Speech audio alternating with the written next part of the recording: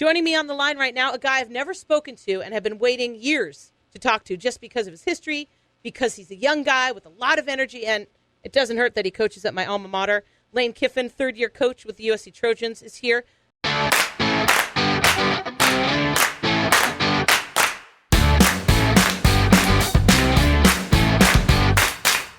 think it's fair to say, and let me know what you think, that the Pac-12 now has given itself, by adding a couple teams, but also some of the real big-name coaches, really given itself the ability to get some more attention. I believe in the East Coast bias. I'm born and raised on this side of the country, but it's SEC football all the time. It's ACC basketball all the time. The Pac-10 used to not get enough play, and I think turning it into a Pac-12, adding some of the big-name coaches is really going to help out. What do you think?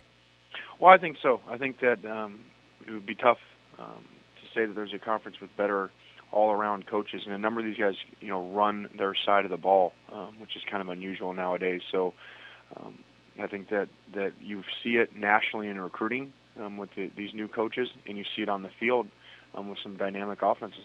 I'm pumped up that you're at USC. I went there years ago. I'm older than you. And the football program, the history, it's always been such a big deal, at least in my world, being someone who went to USC. I appreciate the energy and the positive way that you do it. I have to ask you, just because I'm not a reporter, and I've never been a reporter. I would never call myself a sports reporter. I've never been a beat reporter. I've always been either a talk show host, and I don't know if you know this. This is pretty big news. I don't know if Paul told you. But I just got a new job. I am the first woman in the history of the state of California. I am a play-by-play football radio and TV announcer. I travel with, and I'm the new voice of Hancock College, the community college in Santa Maria. It's kind of exciting, right? Yeah, we're excited for you. I did not know that. Yeah, and I just finished I've had 3 games, and I'm not perfect, but it's something I've always wanted to do. And one of my dreams was always, in my life, and you never know, is to do a big Division I school. So I've never called myself a reporter, and this is why I'm telling you that. So over the past couple weeks, there's been controversy with questions reporters have asked, whether it's about injuries on the field at practice. And I respect coaches not being bothered. This is really true. I cannot stand it when coaches are interviewed during games, whether it's in a dugout in baseball or in between halves in football, because you're in your zone. I've been playing sports my whole life.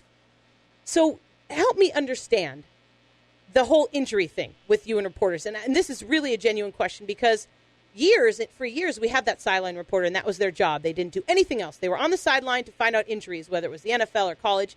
And now, because of social media and all the networks and all the radio stations and all the reporters, you have 100 people asking you questions, throwing them at you all the time.